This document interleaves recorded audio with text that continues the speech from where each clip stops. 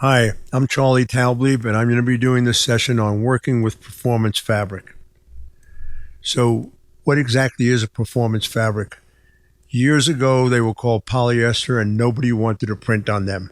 Today, because of the athletic companies making them popular, they're called performance fabrics, and everybody wants to wear them. And so, as screen printers, we have to learn how to print them. And we do have several options there. One of the things to keep in mind is you get what you pay for. So if you're buying an inexpensive garment, it's probably a low energy dye, which means it will sublimate at a low temperature. You can also buy high energy dye garments, which do cost a bit more, but have far fewer sublimating problems, often not needing to use a blocking agent at all. And we'll get into a lot more about that. There are several different types of polyester. Some of them are very smooth. Some of them have some texture. They all do the same types of things. Depending on what you're printing, what the image is, what your client wants, will dictate which kind of fabric you should be getting. There are a variety of inks that will work on performance fabrics. We're going to go through plastisol ink, which are actually polyester with plastisol as well. Polyester being very much a plastisol type of ink. But it's specifically geared to polyester or performance fabrics. Standard plastisols are not, but still can be used together with the polyester ink. I'm also going to go through some step-by-step on silicone ink, which I think is great stuff. A bit on the costly side, but great finished results out of it. And then I'm also going to go through some sublimation. Sublimation being combined with other parts of the embellishment process to give a finished product that's pretty interesting. So polyester inks are definitely the most commonly ones used. They tend to be a bit on the thick side at times. The finish is generally on the dull side, doesn't necessarily have the softest hand at all, but that's part of the deal with polyester ink. If you're working with a low energy dye, you're probably going to have to use a gray or a black blocker. Those are made with charcoal. They do not sublimate. So the big thing is when you're in need of using one of those blocking agents, you have to make sure that the ink that goes on top of it never touches the garment itself. So registration is critical when working with a blocking agent. If any part of that ink does touch, there's a chance that the whole thing can sublimate. This is a very simple one-color print. It's a white polyester ink. It was printed, flashed, may have been printed a second time, although smooth finished polyester will handle or take ink very, very well and look pretty opaque on one shot. I do use soft squeegees, a 55, 90, 55 durometer squeegee, which lays down a lot of ink. Always sharp, always straight. That's the one thing about squeegees. You need to focus on the fact that if you don't have a sharp squeegee, you're not going to necessarily get a clean print or as clean a print as you'd like, especially if you have to come back and hit it a second time. So we printed the white through a 110 mesh, flashed it, and then we printed the blue on top of it. The blue is just a standard high opacity plastisol. It may not even be high opacity. It may just be a standard plastisol that was hit on top of the white, gave us what we needed, and we moved on. Registration is no problem. It's a solid white underneath the blue. And typical of what you can do with a performance fabric is get your blocking agent, which in this case is a white polyester, down, and then put your plastisol ink on top of it. I love simulated process, and one of the things I notice is that most people, when they're printing on a performance fabric, are using vector artwork, either out of Illustrator or Corel Draw. There is no reason to not be using a simulated process or a job with a lot of halftones in it, such as this one. So what we did here, this is a 45 line halftone, 61 degree angle with an elliptical dot, printed through a 156 mesh using a white polyester ink without a blocking agent. We're on a high energy fabric, so a blocker wasn't necessary. I don't know if I would want to use a blocking agent if I'm doing a simulated process job, because getting my two colors to hit together dead perfect might be more of a challenge than it's worth. In any event, this was our white underlay. We then came back and printed standard plastisol, high opacity plastisols on top of that, all the colors, and I think this is a 5-color job. All the colors are just high opacity plastisol except for the underlay, which is a polyester ink. All of the other colors are printed through 230 mesh. They're all 45 line halftone, 61 degree angle, elliptical dot. Silicone inks are one of those inks that are really interesting. They came out many years ago. I think DuPont was the first one to put them on the market. And when they put them on the market, they found that it could only work on performance fabrics. If you printed their ink on a cotton garment, it just fell through and looked horrible. In any event, in today's world, we can print on any kind of fabric, cotton, polycotton, or polyester or performance fabrics. The thing about silicone ink, though, is it has a very short shelf life, maximum of 3 days, and I have yet to see it happen for 3 days, but I guess it could. I'm finding that whatever you're going to do, you want to get it done in 1 day, and actually, depending on how much catalyst you put in, maybe in several hours, not a whole day, but we'll get into a little bit more of that.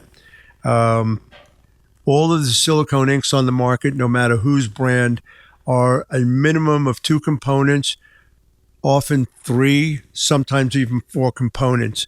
So being very accurate with your measurement and recording what you're doing is critical to the whole process.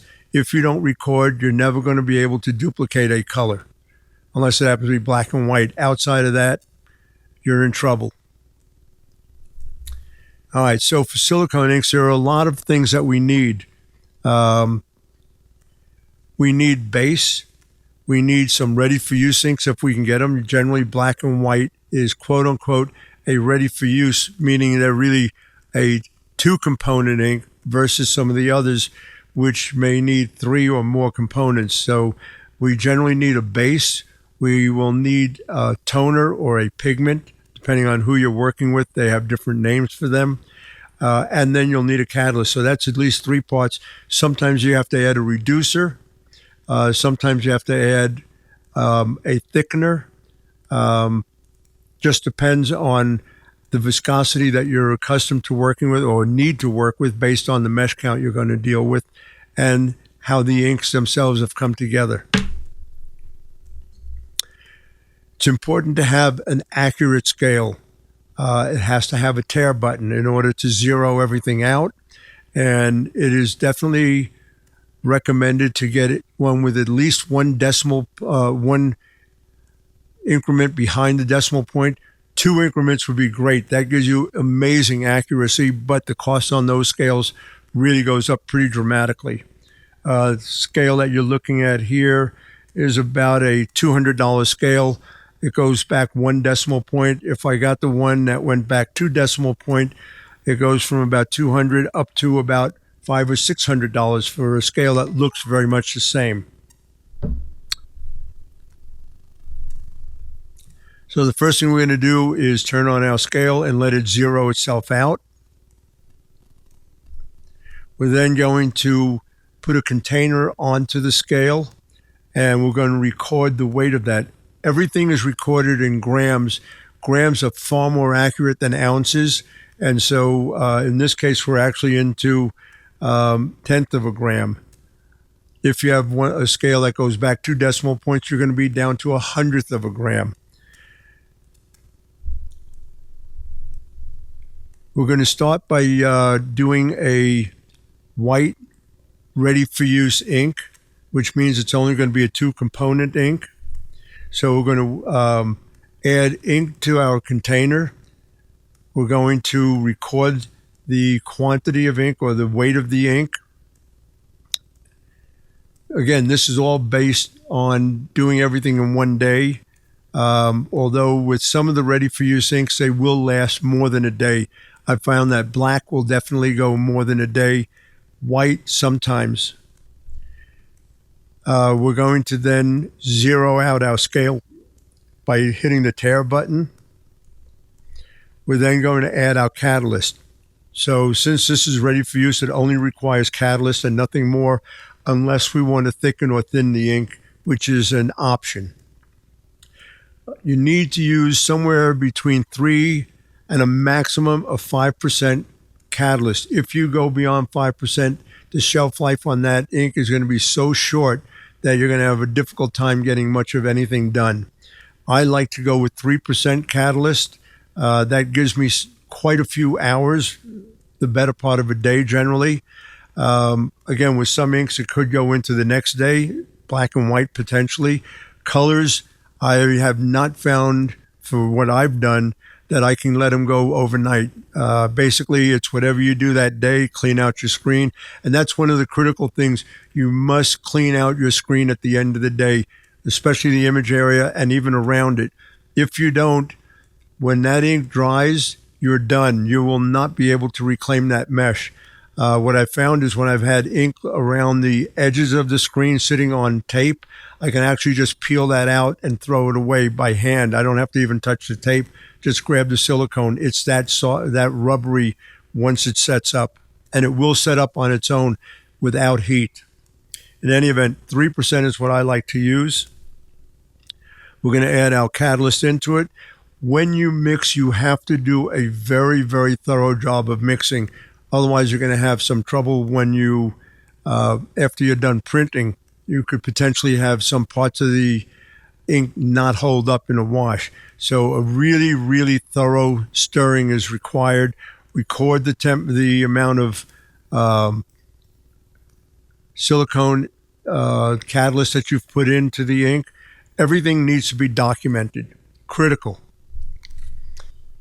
All right, we're going to put a new container on. We're going to zero it out. We're going to weigh it and then zero it out. And we're going to add our second color. So we're going to add base into that as opposed to a ready-for-use ink. This one is going to require base and toners. So we've put in our base. We've recorded the weight. And we're going to zero it out. So we hit the tear button, zero it out. And now we're going to add our silicone toner. Some people call it toner, some call it pigment. That's up to you.